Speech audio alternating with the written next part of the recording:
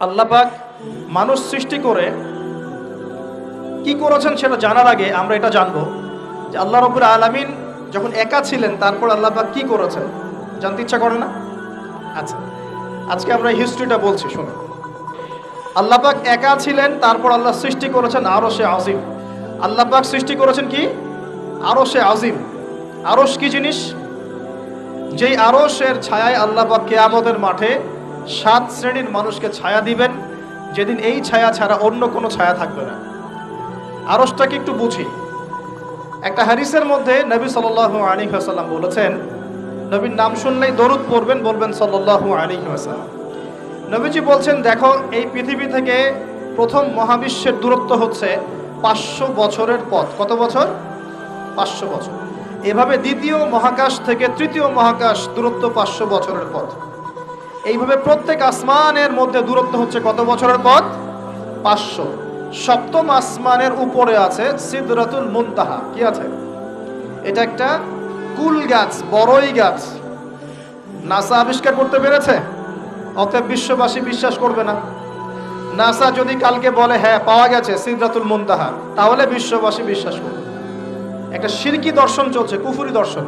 ও যখন বলবে হ্যাঁ, তখন সবাই। আল্লাহ পাকের ওহীর জ্ঞানের কোনো মূল্য নাই সবার কাছে, ইল্লা মাশাআল্লাহ। সিদরাতুল মুনতাহার উপরে আছে কুরসি। কি আছে? কুরসি।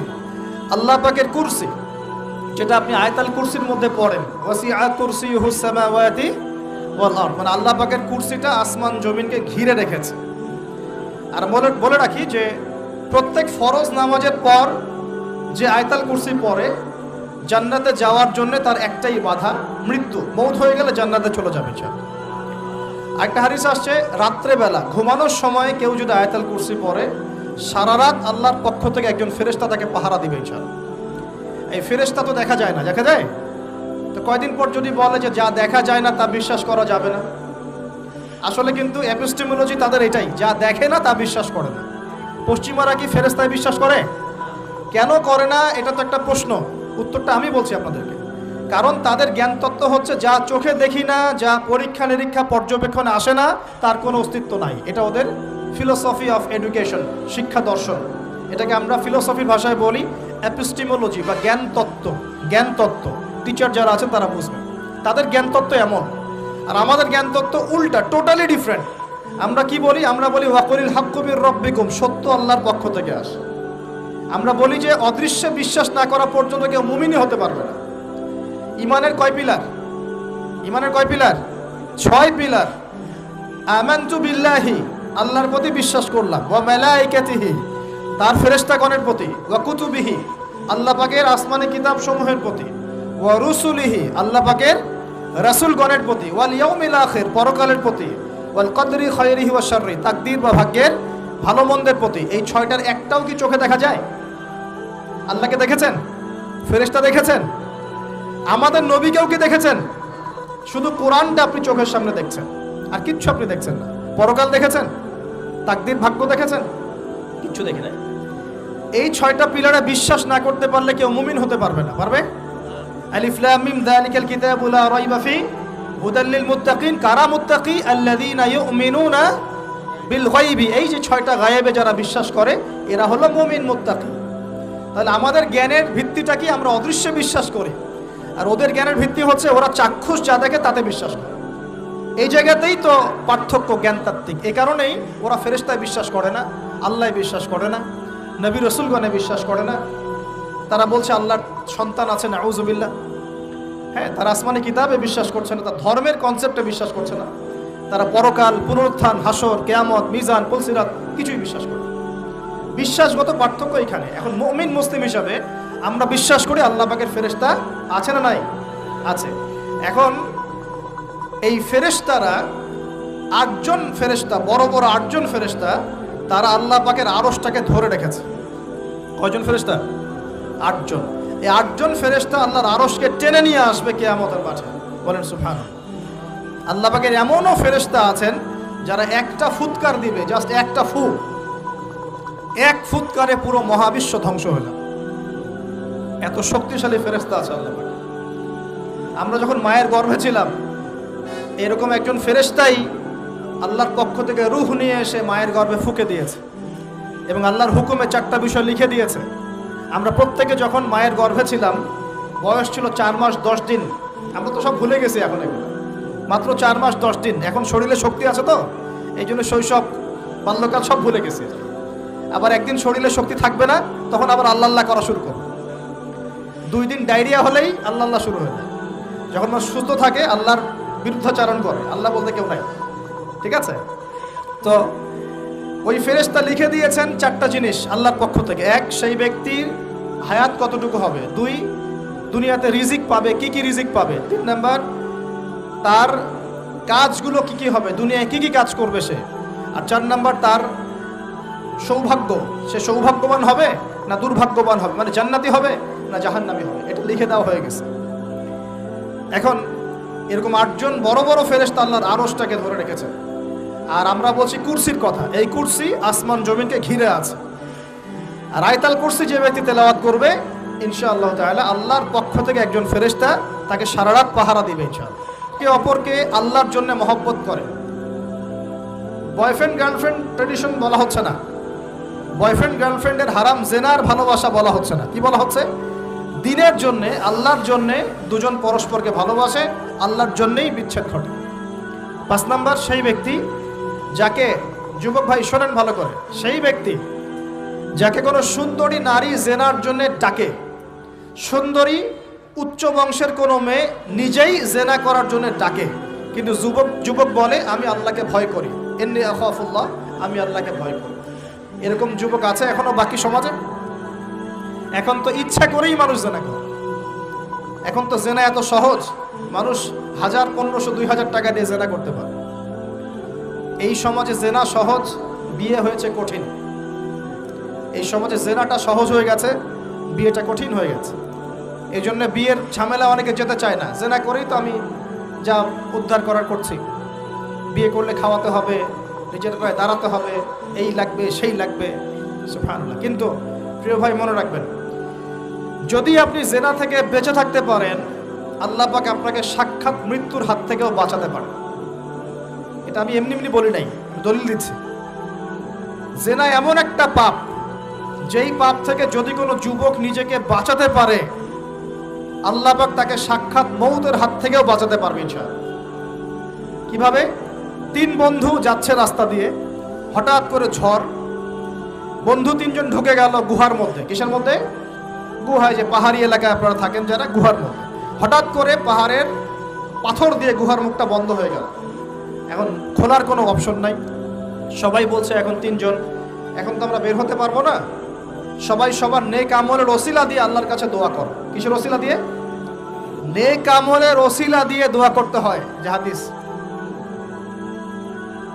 মৃত মানুষকে ওসিলা করে তার জন্যে নজর মানত জবাই করে দোয়া করতে হয় না, নিজের নেক আমলের ওসিলা দিয়ে আল্লাহর কাছে দোয়া করতে হয়। আল্লাহ পাক এখন দোয়া শুনলেন। একজন বলছে আমি আমার পিতা মাতাকে খুব খেদমত করতাম, তাদেরকে দুধ পান না করে দুধ পান করাতাম না, নিজেও করতাম না, ছেলেদেরকে করাতাম না। আল্লাহ এই কাজটা তোমার ভালো লাগলে আজকে গুহার মুখ থেকে পাথর সরিয়ে দাও। পাথর একটু সরে গেল। পাথর আল্লাহর কথা শোনে কিনা? শোনে না? সবাই আল্লাহর কথা শোনে। আগুন আল্লাহর কথা শোনে কিনা? ইব্রাহিমের জন্য আগুন ঠান্ডা হয়ে যায় নাই? আচ্ছা, তারপরে আরেকজন দোয়া করছে, আল্লাহ আমার এক কর্মচারী ছিল, তার বেতন বাকি ছিল, সে বেতন না নিয়ে চলে গেছে, আমি সেই বেতনটা দিয়ে কিছু গবাদি পশু কিনেছি। আস্তে আস্তে গবাদি পশু বেড়েছে, অনেক দিন পর সে এসেছে টাকা চাওয়ার জন্য। তা আমি বলেছি সবই তোমার, সব নিয়ে চলে যাও। সে বলেছে আপনি কি ফাইজলামি করতেছেন আমার সাথে? আমার টাকা আমাকে দেন। বলছে না, তোমার টাকা দিয়ে আমি এটা কিনেছিলাম, আজকে বংশবৃদ্ধি হয়েছে, সব তোমার, নিয়ে যাও। সে নিয়ে গেল। সে বলছে আল্লাহ এই কাজ যদি তোমার সন্তুষ্টির জন্য করে থাকি, আজকে আমাকে বাঁচাও। পাথর একটু সরে গেল। এবার তৃতীয় ব্যক্তি, এই ছেলে বলছে, যুবক ছেলে, এই যে বয়ফ্রেন্ড গার্লফ্রেন্ড, খালাতো বোন চাচাতো বোন, এখন তো বিচ্ছিরি অবস্থা। এখন এমন একটা অবস্থা, পশ্চিমা সভ্যতার রিপোর্টগুলো পড়ে দেখি, ভাইও বোনের সাথে জেনা করে। ওদের ওখানে নিজের আপন পিতার দ্বারাও মেয়ে সেক্সুয়াল হ্যারাসমেন্টের শিকার হয়। ওরা আমাদেরকে শেখায় এখন ভালো কোনটা মন্দ। আর আমরাও আমাদের মাথাটা কবে যে বিক্রি করে দিলাম, ওদের কাছ থেকে ভালো মন্দ শিখতে হচ্ছে। কোরআন সুন্নাহ বাদ দিয়ে ওদের কাছ থেকে ভালো মন্দ শিখতে হচ্ছে। তো চাচাতো বোনকে সে খুব ভালোবাসতো, তাকে সে পেতে চাইতো, মানে তার সাথে সেক্সুয়াল সম্পর্ক করতে চাইতো। আমাকে 1000 বা 100 স্বর্ণ মুদ্রা দিতে পারো, দিনার, তাহলে আমি তোমার সাথে সেক্স করব, মানে জেনা করবো, নাউজুবিল্লাহ। তো সেই ছেলে অনেক কষ্ট করে এই টাকাগুলো বা এই দিনারগুলো অর্জন করে, কামাই করে, দিনরাত পরিশ্রম করে, ঠিক আপনারা যেমন করছেন আর। তো এরপর সে তার স্বর্ণ মুদ্রা দেয়, দিয়ে বলে যে এখন আমাকে আমার কাজ করতে দাও। তখন সেই মেয়ে রাজি হয়। ঠিক যে মুহূর্তে তারা সেক্সুয়াল সম্পর্কটা করবে, ঠিক ওই মুহূর্তেই এই মেয়ে বলে ওঠে, হে আল্লাহর বান্দা, আল্লাহকে ভয় করো। আমি সারা জীবন আমার সতীত্বকে ধরে রেখেছি, কাউকে দেইনি, আমি কারোর সাথে এরকম অন্যায় করি নাই, আমি খারাপ মেয়ে নই, তুমি আমার ইজ্জতটা নষ্ট করো না। কে বলছে কথা? মেয়ে। ওই অবস্থা থেকে কি একটা ছেলের উঠে আসা সম্ভব? এটা কি এতটাই সহজ? এটা কিন্তু সহজ না। সত্যি কথা বলতে এই বিষয়টা কিন্তু এতটাও সহজ না। যারা অবিবাহিত তারা হয়তো বুঝতে পারবে না, বিবাহিতরা বুঝতে পারছে। তো ওই অবস্থা থেকে সেই টাকাগুলো না নিয়ে সেই স্বর্ণমুদ্রা মেয়েকে দিয়ে ওখান থেকে সেই ছেলে উঠে আসে আল্লাহর ভয়ে। সে এখন গুহার মধ্যে আটকা পড়েছে, আল্লাহকে বলছে, আল্লাহ ওই দিন ওই কাজ যদি তোমার সন্তুষ্টির জন্য করে থাকি, আজকে আমাকে মৃত্যুর হাত থেকে বাঁচাও। সমস্ত পাথর ধপধপ করে সরে গেল। এটা কিন্তু কোনো গাল গল্প না, এটা বনু ইসরায়েলের ঘটনা, সত্য ঘটনা। এই হাদিস থেকে আমি আপনাকে দলিল দিচ্ছি যে যদি জেনার মতো পাপ থেকে আমি সরে আসতে পারি, সাক্ষাৎ মৌত থেকে আল্লাহ বাঁচাতে পারে। প্রিয় ভাই, সেই যুবক আরো সে ছায়া ছায়া পাবে যে তার যৌবনকালটাকে আল্লাহর পথে কাটিয়েছে, এবং যাকে কোনো সুন্দরী মেয়ে জেনার জন্য আহ্বান করে, সে বলে আমি আল্লাহকে ভয় করি। আমরা তওবা করি, আমরা কোনো প্রকার জেনার পাপে যাব না ইনশাআল্লাহ। যদি হারাম কোনো সম্পর্ক থেকে থাকে, আজকেই এই নাম্বার ডিলিট করে ফেলতে হবে। আল্লাহ পাক তৌফিক দেন। ডিলিট করার আগে আবার ফোন করে বলেন না যে আজকে থেকে আর কথা বলবো না, তাহলে এই কথা আর কোনোদিন শেষ হবে না। একবারই বন্ধ, ডিসকানেক্টেড। কার জন্যে? আল্লাহর জন্য। এবং এটা করার পরে আল্লাহকে বলতে হবে, আল্লাহ শুধু তোমার ভয়ে এবং তোমার সন্তুষ্টি পাওয়ার জন্য আমি জেনা থেকে বেরিয়ে আসলাম। আল্লাহ তুমি আমাকে হেদায়েত দাও, ঈমান দাও, আমল দাও, এবং তোমার রাস্তায় আমাকে বেহিসাব রিজিক দাও, এবং নেককার কুমারী, নেককার প্রেমময়ী, তাকওয়াবান, মুত্তাকি একজন স্ত্রী আল্লাহ তুমি আমাকে দান করো। ইনশাআল্লাহ আল্লাহ পাক আপনাকে দান করো। আল্লাহ পাক দান। আল্লাহ পাকের জমিন প্রশস্ত, আল্লাহর হাত প্রশস্ত। আল্লাহর হাতকে সংকীর্ণ মনে করবেন না, আল্লাহর জমিনকে সংকীর্ণ মনে করবেন না। আল্লাহ পাক যাকে ইচ্ছা বেহিসাব রিজিক দিতে পারে ইনশাআল্লাহ। আল্লাহ পাক আমাদের সবাইকে বেহিসাব রিজিক দান করুন বলি আমিন। আর কে? আর সেই ব্যক্তি যে এত গোপনে দান করে, যার বাহাত জানে না ডান হাত কি দান করেছে, যার বাহাত জানে না ডান হাত কি দান করেছে। আমাদের মতো নয় যে 10,000 টাকা দান করলে সবাইকে না জানানো পর্যন্ত ঘুম হচ্ছে না, এমন নয়। দান এমন গোপনে করে যে তার বাহাত জানে না ডান হাত কি দান করছে। আল্লাহ পাক আমাদের সবাইকে গোপনে দান করার তৌফিক দেন। এর মানে এই না যে প্রকাশ্যে দান করা যায় না, প্রকাশ্যেও দান করা যায়। অন্যকে উৎসাহিত করার জন্যে প্রকাশ্যেও দান করা যায়, কিন্তু গোপন দান আল্লাহর কাছে অনেক বেশি পছন্দের। আর 7 নাম্বার সেই ব্যক্তি যে নীরবে নিভৃতে গোপনে আল্লাহর কথা স্মরণ করে কাঁদে এবং তার চোখ দিয়ে অশ্রু প্রবাহিত হয়। এই 7 শ্রেণীর মানুষকে আল্লাহ পাক কিয়ামতের মাঠে আরশের ছায়ায় ছায়া দিবে ইনশাআল্লাহ। আমরা কি পেতে চাই? আল্লাহ পাক এই আরশ সবার আগে সৃষ্টি করেছেন। তারপর কি সৃষ্টি করেছেন? কলম। কি? কলম। কলম সৃষ্টি করে আল্লাহ পাক বলেছেন উকতুব, লিখো। কলম বলছে মাযা আকতুব, আমি কি লিখবো? আল্লাহ বলছেন কিয়ামত পর্যন্ত যা হবে সব লিখো। লাউহে মাহফুজে কলম লেখা শুরু করেছে, কিয়ামত পর্যন্ত যা হবে সব লেখা হয়ে গেছে। অতএব রিজিক নিয়ে আপনার টেনশন করার কোনো দরকার নাই। যা লেখা হয়েছে পাবেন ইনশাআল্লাহ। যদি হালাল পথে চান হালাল পথে পাবেন, হারাম পথে চাইলে হারাম পথে পাবেন। আপনি যা তাকদিরে আছে এর বাইরে আপনি কিছু পাবেন যতই চেষ্টা করেন। আল্লাহ পাক আমাদের সবাইকে তাকদির নিয়ে সন্তুষ্ট থাকার তৌফিক দান করুন। এই তো প্রথম বিশ্বযুদ্ধে কত মানুষ মারা গেছে? 3 থেকে 4 কোটি। 3 থেকে 4 কোটি। নবী সাল্লাল্লাহু আলাইহি ওয়াসাল্লাম এবং সাহাবীরা যত যুদ্ধ করেছেন ইসলামের জন্য, সবগুলো যুদ্ধের পরিসংখ্যান মিলালে 10,000 মানুষও মারা যায় নাই। 10,000ও না। আর তোমাদের শুধু প্রথম বিশ্বযুদ্ধেই 3 থেকে 4 কোটি মানুষ মারা গেছে। সেকেন্ড ওয়ার্ল্ড ওয়ারে মারা গেছে 7 থেকে 8 কোটি মানুষ। ভিয়েতনাম যুদ্ধে এরকম প্রায় 4 থেকে 5 লক্ষ, আরও বেশি হতে পারে। চায়নায়, রাশিয়ায়, আপনার ইতালিতে যে বড় বড় রেভলিউশনগুলো হয়েছে, দেখবেন লক্ষ লক্ষ মানুষ মারা গেছে, লক্ষ লক্ষ। এই যে শুরু হয়েছে ইউক্রেন রাশিয়া, এই যুদ্ধ এত তাড়াতাড়ি থামবে না, এই যুদ্ধ এত দ্রুত বন্ধ হবে না, এটা কন্টিনিউয়াসলি চলতে থাকবে। ওদের প্ল্যান ছিল সিরিয়াকে নিয়ে, সিরিয়াকে কেন্দ্র করে তার একটা মালহামা চেয়েছিল, গ্রেট ওয়ার, বিশ্বযুদ্ধ। ওটা হয়নি, আলহামদুলিল্লাহ হয় না, আলহামদুলিল্লাহ হয়নি। এখন নতুন পরিকল্পনা হচ্ছে এই যে ইউক্রেন রাশিয়া ইস্যু নিয়ে সারা ওয়ার্ল্ডে একটা ফেতনা সৃষ্টি করে। অলরেডি তারা ফেতনা সৃষ্টি করেই ফেলেছে। গ্যাসের দাম বেড়ে গেছে, তেলের দাম বেড়ে গেছে, এক্সপোর্ট ইম্পোর্ট কলাপস করছে, অনেক সমস্যা হচ্ছে। এবং এটাকে জিয়ে রাখা হচ্ছে অস্ত্র দিয়ে, প্রযুক্তি দিয়ে, হ্যাঁ, ট্যাঙ্ক দিয়ে, সমরাস্ত্র দিয়ে ওরা জিয়ে রাখছে যুদ্ধটাকে, যে চলুক, কন্টিনিউয়াসলি চলতে থাক। কারণ তাদের উদ্দেশ্য হচ্ছে পুরো বিশ্বে একটা ম্যাসাকার যুদ্ধ লাগানো। এটা আস্তে আস্তে আপনারা বুঝতে পারবেন, আমাকে কিছুই বলতে হবে না, আস্তে আস্তে আপনারা এমনি বুঝতে পারবেন।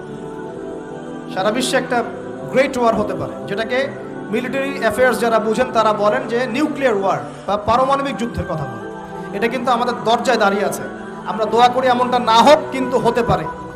আমরা দোয়া করি এমনটা না হোক, কিন্তু হতে পারে। হলে কি হবে সেই চিন্তা আমাদের করতে হবে। তো যারা বলে ইসলাম তরবারির জোরে ছড়িয়েছে, তাদের এইসব কথা বলার কোনো অধিকার নাই, এতে লজ্জা করা উচিত। কারণ শুধু ফার্স্ট ওয়ার্ল্ড ওয়ারেই 3 থেকে 4 কোটি মানুষকে তারা মেরে ফেলেছে। আমরা কি তরবারের জোরে ইসলাম প্রচার করেছি, নাকি আদর্শের জোরে হয়েছে? আদর্শ দেখে, মুসলিমদের চরিত্র দেখে, তাদের চারিত্রিক মাধুর্য দেখে, কোরআন সুন্নাহর প্রামাণ্যতা দেখে লক্ষ লক্ষ মানুষ ইসলাম কবুল করেছে, আলহামদুলিল্লাহ। এখনও করছে, আলহামদুলিল্লাহ।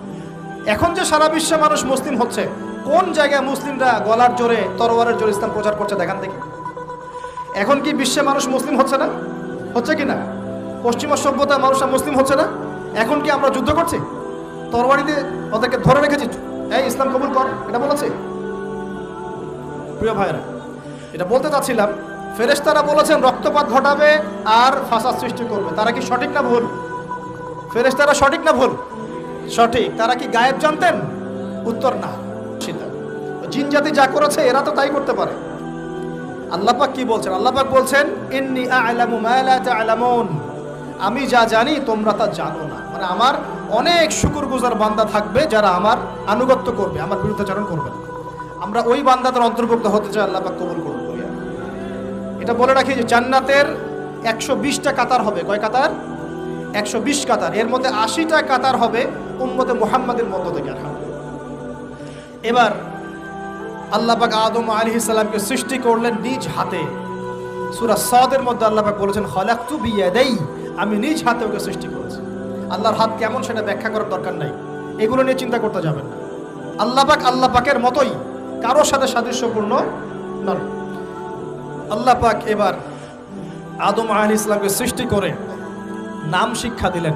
ওয়াল্লামা আদামাল আসমাআ কুল্লাহা, এই মহাবিশ্বের যত জ্ঞান আল্লাহ পাক আদম আলাইহিস সালামকে শিক্ষা দিলেন। বলেন সুবহানাল্লাহ। এখান থেকে দলিল পেলাম আমাদের পিতা বানর থেকে হয় নাই, আমাদের পিতাকে আল্লাহ পাক সৃষ্টি করেছেন। আমাদের পিতাকে কে সৃষ্টি করেছেন? আল্লাহ রাব্বুল আলামিন। তাও আবার নিজ হাতে, মানে কি? ভালোবাসা দিয়ে, ভালোবেসে, মহব্বতের সাথে। এই খলাকতু বিয়াদাই, আমি নিজ হাতে সৃষ্টি করেছি, এই কথা মানুষ ছাড়া, আদম আলাইহিস সালাম ছাড়া অন্য কারোর জন্য আল্লাহ পাক বলেন নাই। অন্য সবার জন্য আল্লাহ পাক বলেছেন ইযা আরাদা শাইআন আইয়াকুল লাহু কুন ফায়াকুন। যখন আল্লাহ পাক কিছু করতে চান খালি বলেন কুন, হও, ফায়াকুন, হয়ে যায়। ওখানে আল্লাহ পাক বলেন নাই সাগর সৃষ্টি করেছে হাত দিয়ে, এই গ্রহ নক্ষত্র সৃষ্টি করেছে আমার হাত দিয়ে। আল্লাহ পাক এমনটা বলেন নাই। আদম আলাইহিস সালামকে আল্লাহ পাক কত মহব্বত করেন, আল্লাহ পাক বলছেন যে আমি তাকে আমার নিজ হাতে সৃষ্টি করেছি। আর আজকে তোমরা শেখাচ্ছ মানুষকে, আস্তাগফিরুল্লাহ, যে মানুষ বানর থেকে হয়ে যায়। কত বড় কুফরি, কত বড় শিরক, কত বড় লজ্জা। নিজের সম্মান মানুষ নিজেভাবে নষ্ট করতে পারে, নিজের সম্মান নিজে নষ্ট করতে পারে। আমাদেরকে আল্লাহ সৃষ্টি করেছেন আদম আলাইহিস সালাম থেকে। তারপরে যান, শুধু সৃষ্টি করেন নাই, আল্লাহ পাক সমস্ত নাম শিক্ষা দিয়েছেন। নাম মানে এখানে শুধু নাম, মঙ্গল, নেপচুন, প্লুটো এগুলো না। নাম মানে হচ্ছে জ্ঞান। নাম মানে কি? জ্ঞান। একটা এক্সাম্পল দেই, যখন আপনি বাচ্চাকে বলেন যে A for Apple, A for কি? অ্যাপল যে শিখাচ্ছেন, অ্যাপল বলতে কিন্তু সে শুধুমাত্র একটা ওয়ার্ড শিখে না, ও কিন্তু শিখে অ্যাপল মানে একটা এমন কিছু যেটা খেতে হয়। কি করতে হয়? খেতে হয়। যখন আপনি শেখান এ ফর অ্যান্ট, ও বুঝতে পারে অ্যান্ট হচ্ছে একটা সৃষ্টি, এটা চলাচল করে কালো কালো দেখতে, ও কিন্তু মাথার মধ্যে ওটা ছবি এঁকে নেয়। তো এটা নাম মানে শুধু নাম না, জ্ঞান। আল্লাহ পাক আদম আলাইহিস সালামকে সমস্ত জ্ঞান শিক্ষা দিলেন। আল্লামাল ইনসান মা লাম ইয়ালাম, আল্লাহ বলছেন আমি মানুষকে সেই জ্ঞান শিক্ষা দিয়েছি যা মানুষ জানতো না। মানে আমরা সৃষ্টিগতভাবে জ্ঞানী ছিলাম না, আল্লাহ পাক জ্ঞান শিক্ষা দিয়েছেন। কোন জ্ঞান শিক্ষা দিয়েছেন? যে জ্ঞান ফেরেশতাদেরও ছিল না। বলেন সুবহানাল্লাহ। আল্লাহ পাক জ্ঞান শিক্ষা দিয়ে ফেরেশতাদের সামনে নিয়ে গিয়ে বলছেন তোমরা এই নামগুলো বলো দেখি। ফেরেশতারা বলছেন লা ইলমা লানা ইল্লা মা আল্লামতানা, আল্লাহ আমাদের তো সেই জ্ঞান নাই, যা আপনি শিখিয়েছেন অতটুকুই জানি, এর বেশি জানি না। এবার আল্লাহ পাক বলছেন ইয়া আদম আম্বিহুম বিআসমাইহিম, আদম তুমি সব নাম বলে দাও দেখি। আদম আলাইহিস সালাম সমস্ত নাম ধর করে সব বলে দিলেন। আমাদের পিতা জ্ঞানী ছিলেন না? ছিলেন না। আল্লাহ পাক নিজে তাকে জ্ঞান শিক্ষা দিয়েছে। আর আমরা বলছি মানুষ আস্তাগফিরুল্লাহ অন্য প্রাণী থেকে আসছে। সুবহানাল্লাহ, কত অদূরদর্শী মানুষেরা, কত সুদূর প্রসারী একটা কুফরি মতবাদ। এবার আল্লাহ পাক আদম আলাইহিস সালামকে বলছেন তুমি নাম বলে দাও, তিনি সব নাম বলে দিলেন। এবার গিয়ে আল্লাহ পাক ফেরেশতাদেরকে বলছেন এবার তোমরা একটা কাজ করো, ইয কুলনা লিল মালাইকাতি ইসজুদু লি আদম, তখন আল্লাহ পাক বলছেন যে আমি ফেরেশতাদেরকে বললাম তোমরা সবাই এখন আদমকে সেজদা করো। বলেন সুবহানাল্লাহ, কত সম্মান আমাদের পিতার। তাকে সেজদা করালেন ফেরেশতাদেরকে দিয়ে, ফাসাজাদু, সবাই সেজদা করলো, ইল্লা ইবলিস, কে সেজদা করলো না? ইবলিস। এখানে একটা বিষয় মনে রাখেন, আমাদের পিতাকে কিসের কারণে সম্মানিত করা হয়েছে?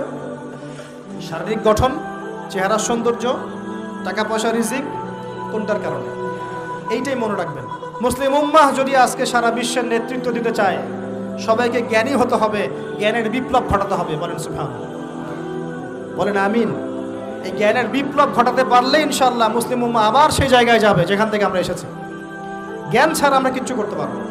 আর এই জ্ঞান মানে শুধু একমুখী শিক্ষা নয়, জেনারেল শিক্ষা, ইসলামিক শিক্ষা, এই দুইটাকে হারমোনিয়াসলি কম্বাইন্ড করতে হবে, করে এমন জ্ঞান অর্জন করতে হবে যেই জ্ঞান দিয়ে বিশ্বকে আমরা চ্যালেঞ্জ করতে পারি।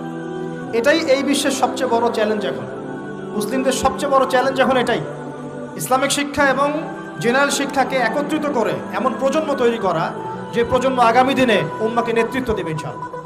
এই একটা কাজ যদি কেউ করে যেতে পারে, আল্লাহ পাক তৌফিক দেখ, আমরা দোয়া করি আল্লাহ পাক এমন নেতা আমাদের উপরে নিয়ে আসুক যারা এরকম প্রজেক্ট লঞ্চ করতে পারে। বলেন আমিন। দোয়া করতে কোনো সমস্যা?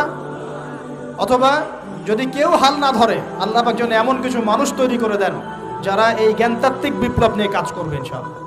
এটা সবচেয়ে ইম্পর্টেন্ট কাজ এখন, না হলে আজকে থেকে 20-30 বছর পরে এই প্রজন্মকে আপনি আর খুঁজে পাবেন না। দেখবেন এমন প্রজন্ম চলে আসছে যারা বলবে আল্লাহর সাথে আমাদের কোনো সম্পর্ক নাই, নামাজ পড়বে না, রোজা রাখবে না, যাকাত দিবে না, আল্লাহকে চিনবে না। দেখে নিয়েন, আমরা দোয়া করি এমনটা না হোক, কিন্তু যদি আমরা হাল ছেড়ে দিই এখন, এমনটাই হবে সামনে।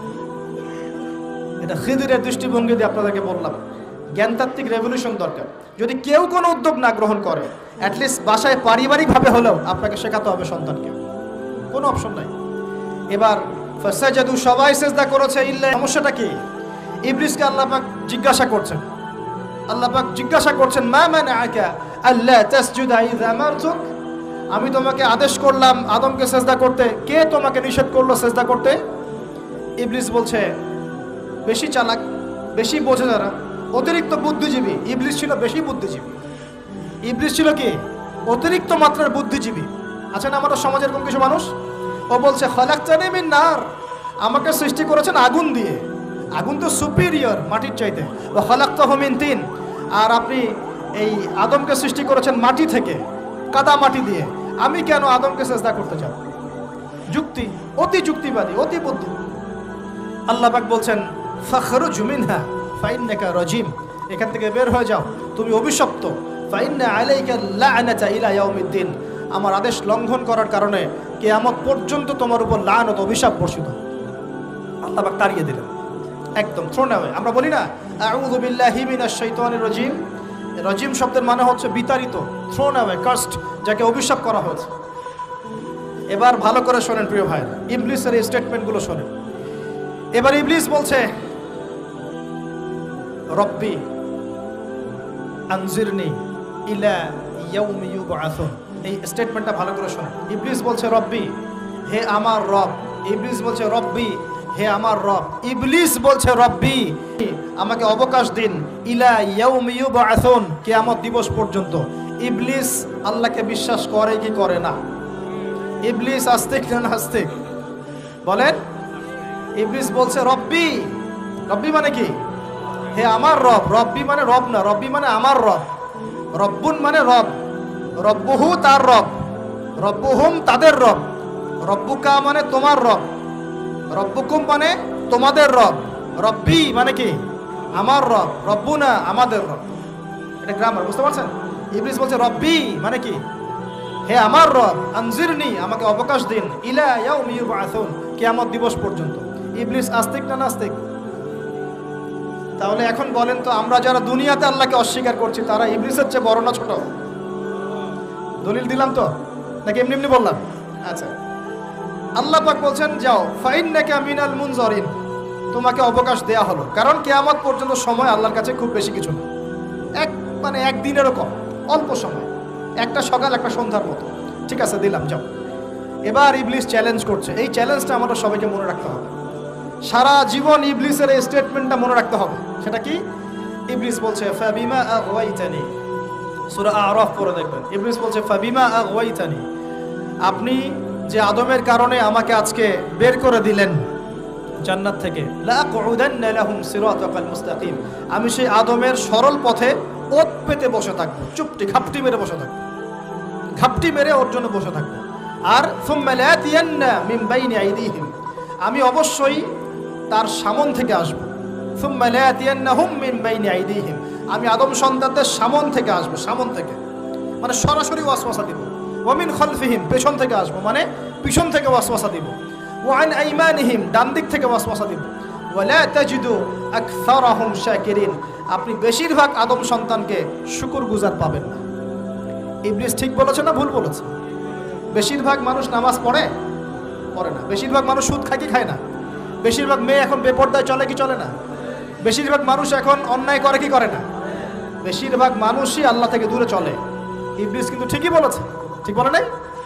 আচ্ছা, আল্লাহ পাক বলছেন ঠিক আছে যাও, তোমার চ্যালেঞ্জ তোমার জায়গায়, তবে আমার বান্দারা যদি সারা জীবনও অন্যায় করার পরে একবার, যদি খালি একটাবার মন থেকে তাওবাতান নাসুহা মানে প্রকৃত তওবা করে, খালেস তওবা করে, আল্লাহর কাছে ফিরে আসে, বলে আস্তাগফিরুল্লাহ, আল্লাহ আমাকে মাফ করে দাও, রব্বিগফির ওয়ারহাম, আল্লাহ মাফ করো, ক্ষমা করো, আস্তাগফিরুল্লাহাল্লাযী লা ইলাহা ইল্লা হুয়াল হাইয়ুল কাইয়্যুম ওয়া আতুবু ইলাইহি, বা আমার কাছে একটাবার যদি মাফ চায়, ক্ষমা চায়, তার সারা জীবনের গুনাহ আমি মাফ করে দেব ইনশাআল্লাহ। আর কি চাই? ওই যে বললাম না, আমাদেরকে ভালোবেসে আল্লাহ সৃষ্টি করেছেন।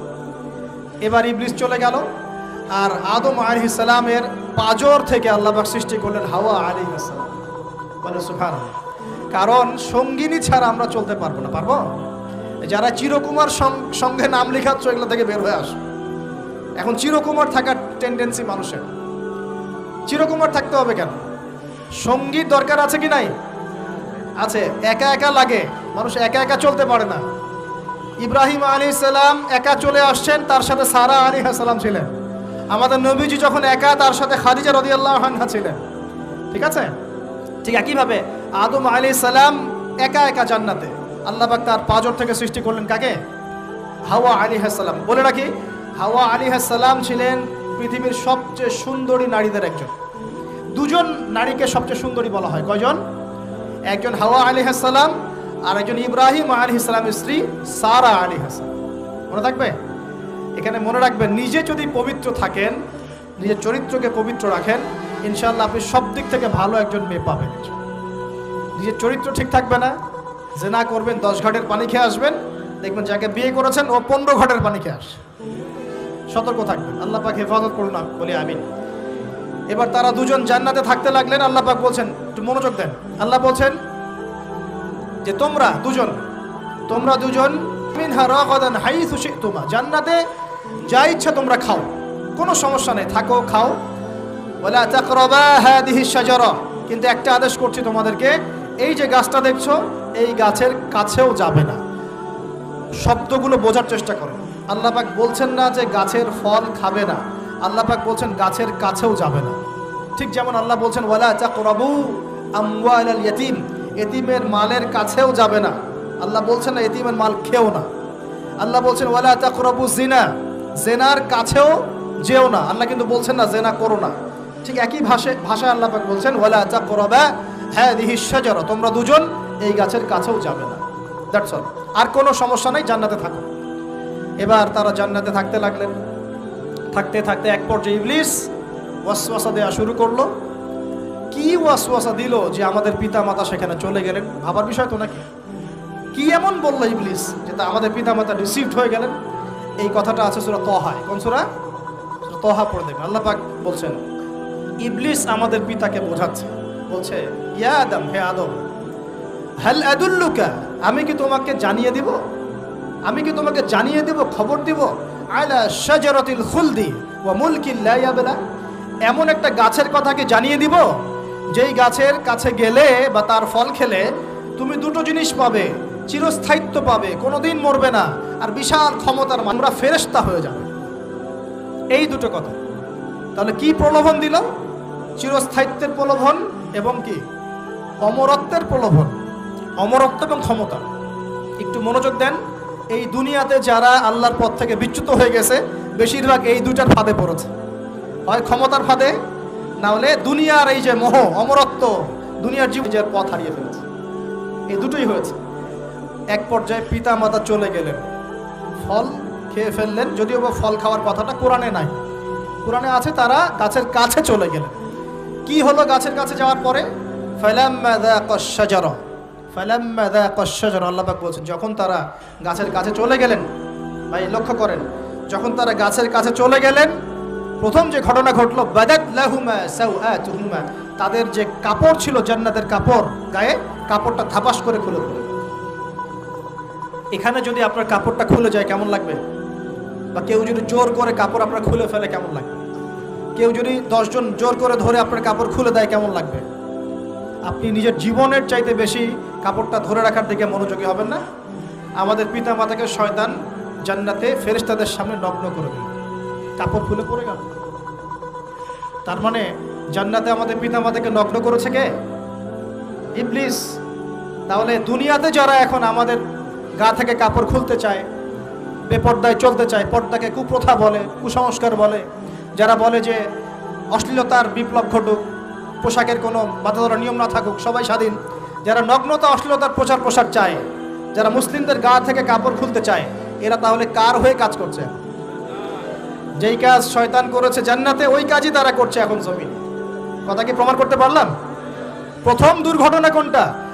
প্রথম ত্যাগ করেছেন, আল্লাহকে অস্বীকার করেছেন, কুফরি করেছেন, শিরিক করেছেন, এগুলো হয়নি প্রথমে। সর্বপ্রথম দুর্ঘটনা হয়েছে গা থেকে কাপড় খুলে পড়ে গেছে, তাও জান্নাতে সবার সামনে। এবার আমাদের পিতামাতার কি অবস্থা চিন্তা করেন, লজ্জাস্থান প্রকাশিত হয়ে গেছে। এবার তারা জান্নাতের গাছের পাতা ছিঁড়ে ছিঁড়ে ছিঁড়ে গা এই লজ্জাস্থান ঢাকা শুরু করলেন। এটা সূরা আল্লাকুমা, আমি কি তোমাদের দুজনকে বলি নাই? ইন্নাশ শাইতানা লাকুমা আদুউম মুবিন, শয়তান তোমাদের স্পষ্ট শত্রু, আমি কি তোমাদেরকে বলি নাই? এবার আমাদের পিতামাতা দরদর করে চোখের পানি ফেলে দিয়ে আল্লাহকে বলছেন রব্বানা যালামনা আনফুসানা ওয়া ইল্লাম তাগফির লানা ওয়া তারহামনা লানাকুনান্না মিনাল খাসিরিন। এই দোয়া করার পর আল্লাহ পাক তাদেরকে মাফ করে দিলেন, বলে সুবহানাল্লাহ। কিন্তু জান্নাতে আর থাকা হলো না, জান্নাতে আর থাকা হলো না। আমরা অনেকে মনে করি এই ঘটনার কারণে হয়তো আল্লাহ পাক তাদেরকে নামিয়ে দিয়েছেন, এই কথাও ঠিক না। কেন ঠিক না? কারণ আল্লাহ পাক দুনিয়া সৃষ্টি করেছেন আগে, আর আল্লাহ আগেই মানুষ সৃষ্টি করার আগেই আল্লাহ পাক বলেছেন দুনিয়াতে আমার খলিফা পাঠাবো। তার মানে দুনিয়াতে যে আদম আলাইহিস সালামকে পাঠানো হবে এটা আগে থেকেই লেখা ছিল। এবার নামিয়ে দিচ্ছেন আল্লাহ পাক, কুল নাহবিতু মিনহা জামিআ, তোমরা সবাই এখন নেমে যাও। কে কে নেমে যাও? আদম, হাওয়া, ইবলিস সব নেমে যাও। কোথায় নেমে যাও? দুনিয়াতে নেমে যাও। এই হাদিসটা কি জানেন? হাদিসটা শুনে রাখেন, এটা আখিরুজ জামান বা কিয়ামতের আলামত সংক্রান্ত হাদিসগুলোর মধ্যে পাবেন।